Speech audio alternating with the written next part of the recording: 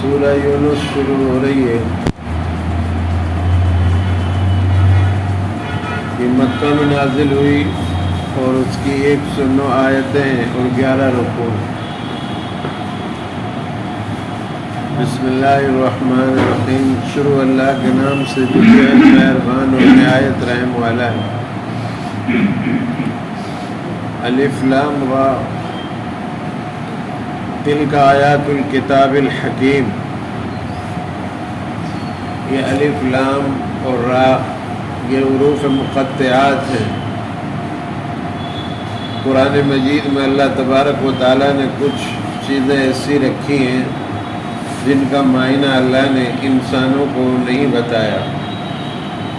اگر سارا علم انسان کے پاس آ جاتا تو یہ ممکن تھا کہ اس کو گھمنڈ آ جاتا کہ مجھ سے بڑا عالم کوئی نہیں، میں تو سب کچھ جانتا ہوں۔ اس لیے اللہ تبارک و تعالیٰ نے شروع میں جب الف لام میم شروع ہوا تب بھی وہاں بھی انسان کو بتا دیا کہ دیکھو الف لام میم کا معنی بھی میں نہیں جانتا۔ اس کی انانیت انہی الفاظ پر ختم ہو گئی، غرور نہیں۔ اور اللہ ہی جانتا ہے کیا یہ حروف مقطعات جو قرآن میں ان سے کیا مراد ہے اللہ تبارک و تعالیٰ کی، اللہ تبارک و تعالیٰ جانتا ہے۔ اس کے بعد اللہ فرما رہا تلک آیات الکتاب الحکیم، یہ آیتیں ہیں پکی کتاب کی جو حکمت سے بھری ہوئی کتاب ہے۔ یہ قرآن مجید جو اللہ کا کلام ہے یہ اس کی آیتیں ہیں۔ اللہ تبارک و تعالیٰ قرآن کی اہمیت بتاتے ہوئے فرما رہے ہیں کہ کوئی معمولی چیز نہیں ہے، یہ عظیم الشان کتاب کی آیتیں ہیں جو تمہیں پڑھ کر سنائی جا رہی ہیں، تمہارے لیے ہیں۔ انسانیت کو ہدایت کے لیے ہم نے یہ اپنا کلام اپنے بندے محمد صلی اللہ علیہ وسلم پر نازل کیا ہے، اور یہ پکی آیات ہیں، یہ ہماری نشانیاں ہیں، ہمارے احکامات ہیں۔ اللہ تبارک و تعالیٰ فرماتا ہے اکان للناس عجبا ان اوحینا الی رجل منهم ان انذر الناس وبشر الذین آمنوا ان لهم قدم صدق عند ربهم قال الکافرون ان هذا لساحر مبین۔ فرماتا ہے اللہ تبارک و تعالیٰ کیا لوگوں کو تعجب ہوا کہ وہی بھیجی ہم نے ایک مرد پر۔ مکہ کے لوگ سب دنگ تھے کہ آپ ہی کو کیا نبی بنا کر اللہ نے بھیجا اور کوئی ملا نہیں۔ جب آپ نے طائف کا سفر کیا اور ان 3 سرداران سے بات ہوئی، ان میں سے ایک کا یہ جواب تھا جب آپ نے ان کو اوپر دعوت پیش کی کہ آپ کے علاوہ اللہ کو کوئی اور نبی نہیں ملا جس کو نبی بنا کر اللہ بھیجتے۔ آپ کا مذاق اڑایا انہوں نے اور لوگوں کو بڑا تعجب ہوا۔ ابو جہل کہتا تھا یہ ہمارا ہی بچہ اور ہمارے ہی درمیان ہمارا ہی جیسا ہی انسان، اور جو ہے یہ نبوت کا دعویٰ کرتا ہے۔ بعض کہتے تھے نبی تو جو ہے کوئی فرشتہ ہوتا، آسمان سے آتا، کوئی فرشتوں کو دیکھنے کی طاقت بھی نہیں رکھ سکتے انسان۔ اللہ نے ہمیشہ نبیوں کو انسانوں میں ہی بھیجا، انہی کی زبان میں بھیجا۔ عرب کی زبان جو ہے عربی تھی، عربوں کی زبان، اس لیے اللہ نے اپنا کلام عربی میں نازل فرمایا۔ اگر اس زمانے میں زبان اردو ہوتی تو اللہ تبارک و تعالیٰ اپنے کلام کو اردو میں نازل فرماتا، اور یہ اس لیے اللہ تبارک و تعالیٰ عربی میں نازل فرمائی قرآن مجید کو تاکہ لوگ سمجھ سکیں اس کے احکامات کو۔ اللہ نے سمجھنے کے لیے ایک کتاب دی ہے ہمارے لیے۔ یہ احکامات اللہ تبارک و تعالیٰ نے جو ہمیں عطا فرمائے تاکہ ہم اس کو سمجھیں۔ اس میں کیا لکھا ہوا ہے؟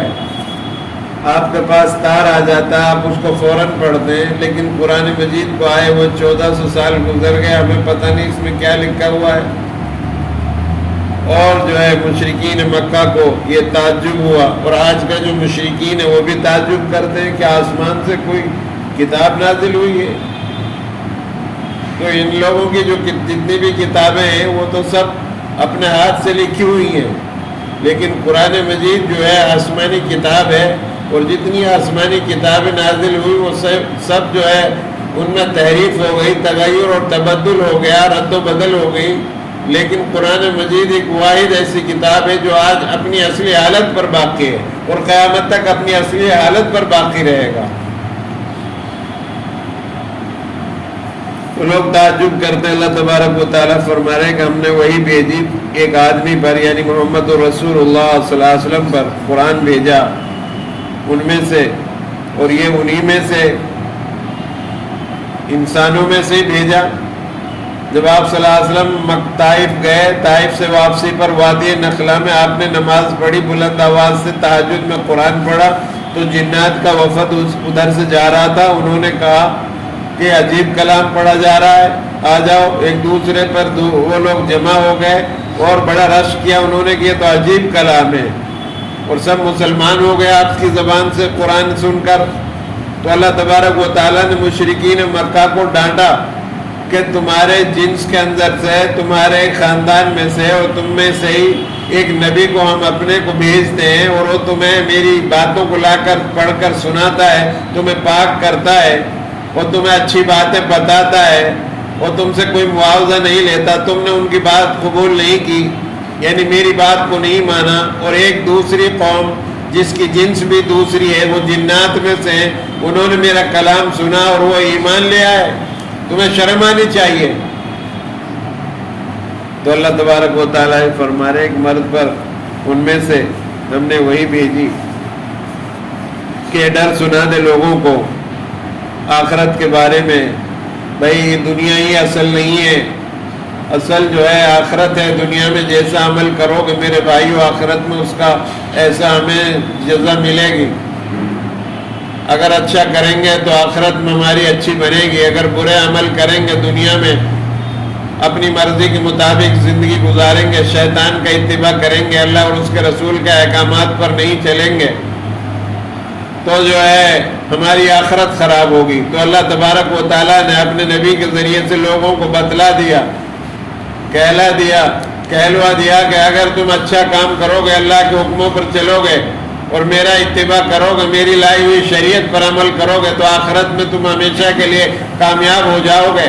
اور اگر تم جو ہے اللہ کے احکامات پر عمل نہیں کرو گے، اللہ کی مرضی پر نہیں چلو گے اور میرا طریقہ اختیار نہیں کرو گے، تو تمہارے لیے آخرت میں بہت بڑا دردناک عذاب ہے جو اللہ نے اپنی قید خانے کی شکل میں قائم کیا ہوا ہے، اس کو جہنم کہتے ہیں۔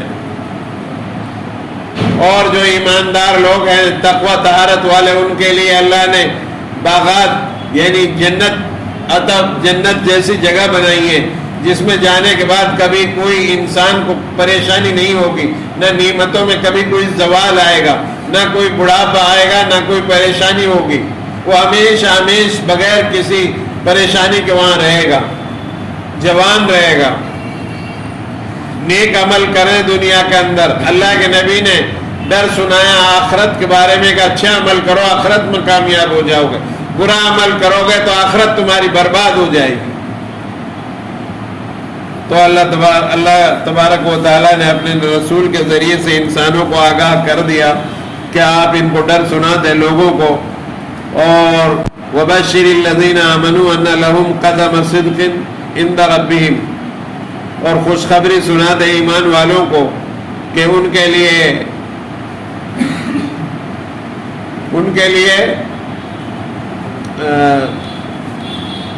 سچ، جو جنہوں نے سچ بولا ان کے لیے اجر عظیم ہے اللہ کے یہاں، عند ربہم، اللہ کے نزدیک ان کے لیے یہاں اپنے رب کے پاس ان کے لیے بہت بڑا اجر عظیم ہے۔ وقال الکافرون ان ھذا لساحر مبین، کہنے لگے منکر بے شک یہ تو جادوگر ہے کھلا ہوا۔ جب اللہ کے رسول صلی اللہ علیہ وسلم نے ان کو جو ہے بتایا اللہ کے بارے میں، اور انہوں نے آپ سے مطالبات کیے کہ آپ اس کے چاند کے 2 ٹکڑے کر دو، تو اللہ کے رسول صلی اللہ علیہ وسلم نے اللہ سے کہا کہ یا اللہ آپ کے لیے تو کوئی مشکل نہیں، اگر یہ چاند کے 2 ٹکڑا ہونے کی وجہ سے ایمان لاتے ہیں تو آپ ان کے لیے یہ کر دیجئے۔ تو اللہ نے فرمایا کہ میں کر تو دوں گا لیکن پھر بھی یہ نہیں ایمان لائیں گے۔ پھر بھی آپ کو جادوگر اور مجنون اور شاعر کہیں گے۔ بہرحال آپ صلی اللہ علیہ وسلم نے انگلی کا اشارہ کیا اور چاند کے 2 ٹکڑے ہو گئے۔ تو پھر بھی جن کی قسمت میں ایمان نہیں تھا وہ کہنے لگے آپ تو بہت بڑے جادوگر ہیں۔ تو میرے بھائیو، اللہ کے رسول صلی اللہ علیہ وسلم کو جو اللہ نے معجزے عطا فرمائے تھے، مشرکین مکہ نے ان کو جو ہے جادوگر سے شمار کیا اور کہنے لگے تم جو ہے بہت بڑے جادوگر ہو، اور اللہ کے رسول صلی اللہ علیہ وسلم نہ جادوگر تھے، نہ آپ صلی اللہ علیہ وسلم مجنون تھے، نہ ساحر تھے، نہ آپ جو ہے شاعر تھے، آپ جو ہے اللہ کے رسول تھے۔ آپ کے ساتھ اللہ کی غیبی مدد تھی۔ اگر آپ کے ساتھ اللہ کی غیبی مدد نہ ہوتی تو آپ یہ کام 23 سال کا عرصہ میں نہیں کر سکتے تھے۔